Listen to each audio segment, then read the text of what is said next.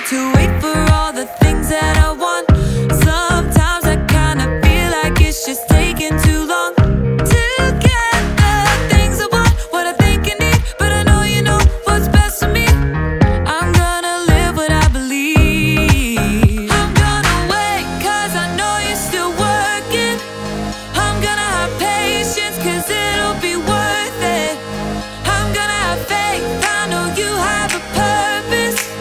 I'm gonna wait, cause I know you're still working on me. Still working on me. I know that sometimes I just need to slow down and trust that you are working all of this out. You know the things I want, what I think I need, but I know you know what's best for me. I'm gonna live what I believe. I'm gonna wait, cause I know you're still working. I'm gonna have patience, cause it'll be worth it. I'm gonna have faith, I know you have a purpose. I'm gonna wait, cause I know you're still working on me. Still working on me. I'm gonna hold up, slow down. I'm gonna trust that you're working it out. I'm gonna hold up, slow down. I'm gonna trust that you're working it out. I'm gonna hold up, slow down. I'm gonna trust that you're working it out. I'm gonna hold up, slow down. I'm gonna trust that you're working it out. I'm gonna wait, cause I know you're still working. I'm gonna have patience, cause it'll be worth it. I'm gonna have faith, I know you have a purpose. I'm gonna wait, cause I know you're still working on me. Still working on me. Still working on me.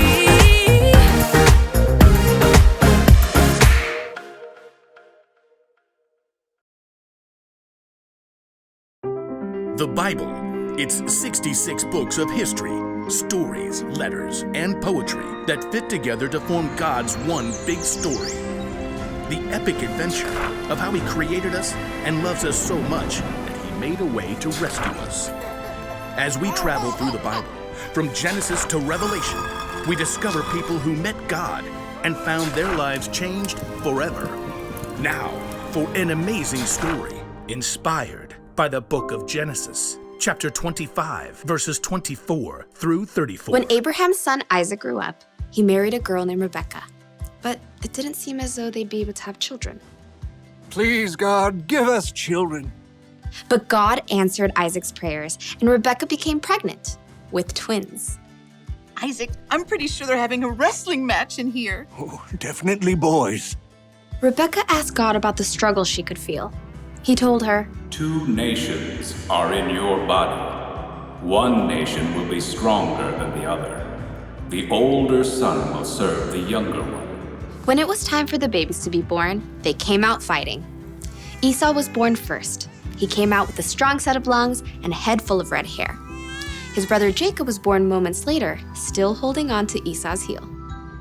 How on earth did he manage that? The brothers shared the same birthday, but as they grew, that was about the only thing they had in common. Esau loved to roam far out into the wilderness.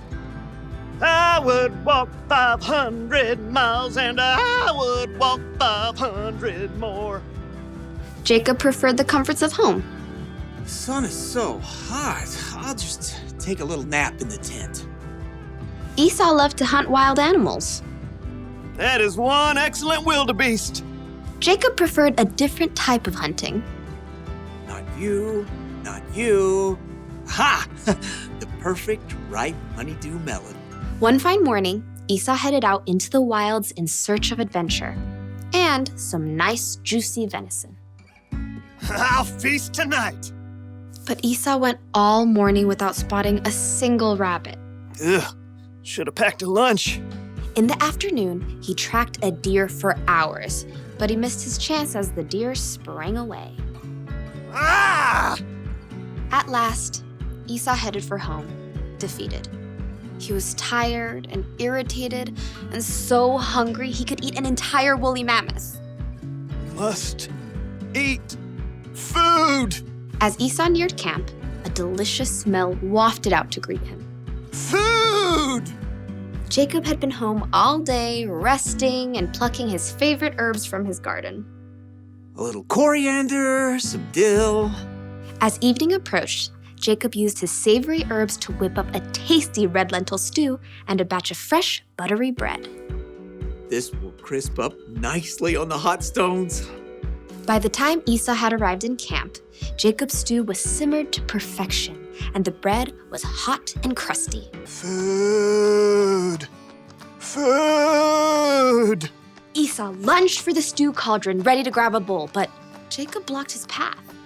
Not so fast. Step aside, I'm hungry. Clearly. Just let me have some of that red stew. Certainly. Esau tried to dive for the stew pot again. Just one itty-bitty thing. What? Well, first, give me the rights that belong to you as the oldest son. Esau spent more time listening to his stomach than his brain, so in that moment, his stomach won out. Look, I'm dying of hunger. If I die, those rights are pointless anyway. Now give me that stew. Esau sprang forward once more.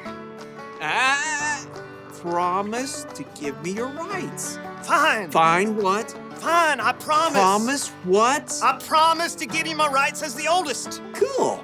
Help yourself. Jacob stepped aside as Esau hurled himself at the stew pot. Stew! Esau happily gorged himself on rich stew and fresh bread. But as his stomach filled up, he had time to stop and think again. Esau had just traded the rights of a lifetime for a meal that would only last him a few hours.